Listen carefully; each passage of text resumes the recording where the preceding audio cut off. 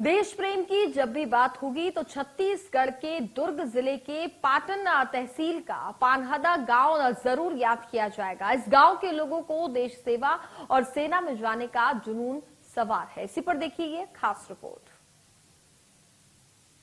देश की सुरक्षा की बात होती है तो जवानों की बात होती है, और जब जवानों की बात होती है तो उन गांव और कस्बों का जिक्र होता है जिनकी मिट्टी में वो पले और बढ़े। हम ऐसे ही एक गांव में आए हैं जो दुर्ग जिले का पाटन तहसील में है, और गांव इतना छोटा जहां तादाद सैनिकों की उससे ज़्यादा है। हम दुर्ग जिले के पाटन तहसील के पांदा गांव आपको ले चलते हैं, जहां पर हम आपको बताएंगे कि आखिर सैनिक क्या सोचकर सेना में आते हैं और देशभक्ति का जो जज्बा है वो कैसा है। 1200 की आबादी वाले पाहंदा गांव में तकरीबन हर तीसरे घर से कोई न कोई देश सेवा में जुड़ा हुआ है और बाकियों को भी जोड़ने में प्रयासरत है। इस गांव के शिक्षक भी बताते हैं कि जब से किसी को पूछो क्या बनोगे तो वो डॉक्टर, इंजीनियर नहीं बल्कि सिर्फ सेना या पुलिस में जाने की बात करते हैं। यहाँ 350 घर है, सेना में 50-60 घर है यहाँ, है ना। सेना में 50 लोग हो गए, रिटायर में 2 लोग हो गए और 2 शहीद हो गए हैं।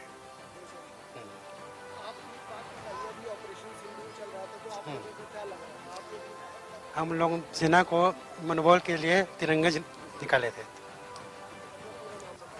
मैं दिनेश कुमार ठाकुर, पांदा झा का सरपंच।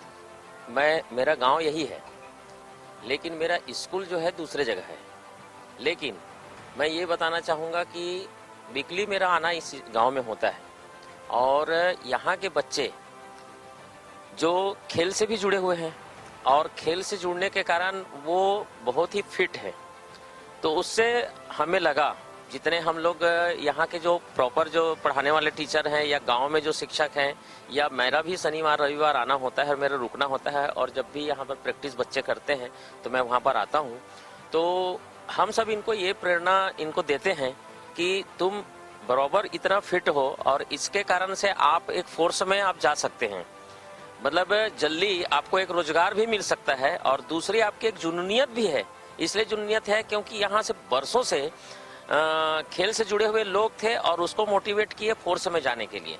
और फोर्स में बहुत पहले से, मतलब हमारे कम से कम 4-5 जो सैनिक है वो तो रिटायर हो गए हैं।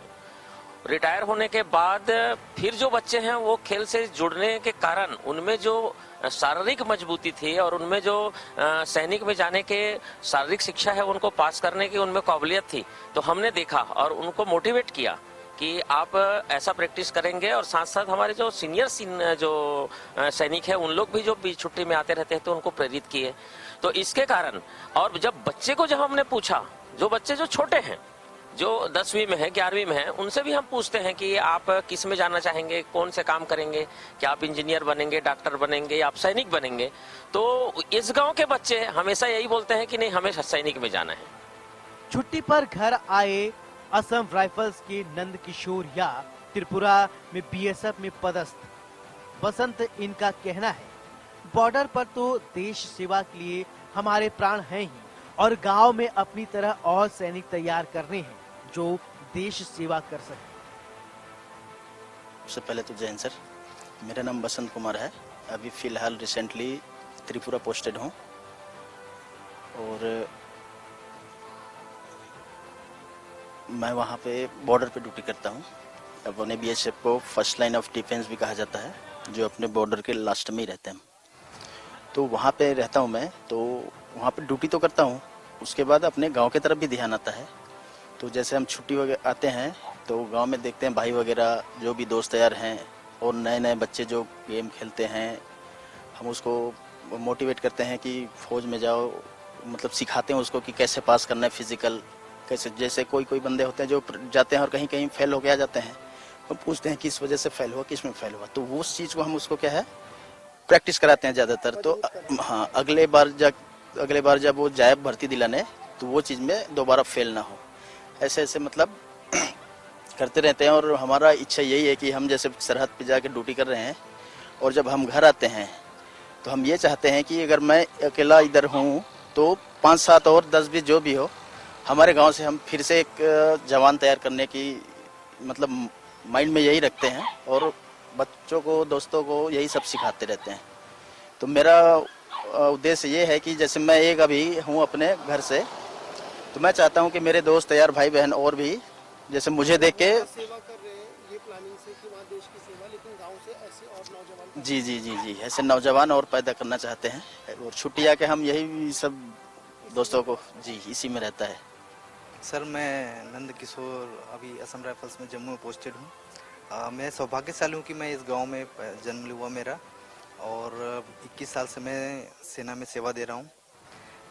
यहाँ पर हम लोग 2004 से मैं भर्ती हुआ। उससे पहले हमारे जो भैया थे ईश्वरी वर्मा जी, जो पहले आर्मी मैन के नाम से हमारे गांव में हम लोगों को जानते हैं, वो जब छुट्टी आते थे तो उनको हम देखते थे। तो हम लोग सारे खिलाड़ी बंधु जो खेलते थे ग्राउंड में, तो वो आते थे, भैया आते थे, हमको सिखाते थे कि भर्ती में आप लोग पढ़ाई के साथ साथ आप लोग खेलकूद के साथ साथ इस लाइन पे जाइए, आप लोगों को बहुत बेनिफिट मिलेगा। तो उनसे प्रेरित होकर हम धीरे धीरे भर्ती के लिए हम लोग ट्राई किए, और धीरे धीरे भैया लोग कुछ हमसे पहले जो उनके बाद सेना में गए, तो वो लोग छुट्टी आने शुरू हुए। फिर हम लोग को जैसे जैसे सारे जो छुट्टी में आते थे वो हमें फौज के बारे में बताते थे, तो उनसे हम प्रेरणा लेके हम लोग भर्ती हुए। फिर हम जब भर्ती हो गए, हमारा भी वही है सर, हम जब आते हैं गांव में छुट्टी में जब आते हैं तो जितना टाइम घर में देते हैं उससे ज़्यादा समय हम ग्राउंड में देते हैं।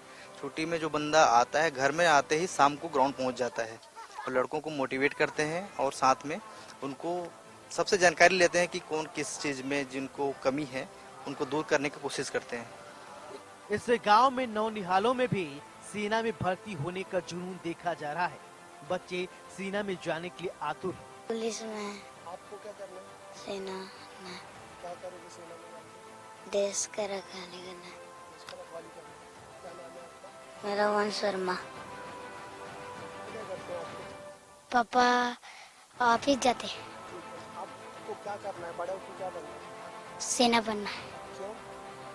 अपने देश की रक्षा करना है, और तो देश की रक्षा अभी नहीं होती है, आप ही करोगे देश की रक्षा बड़े होके?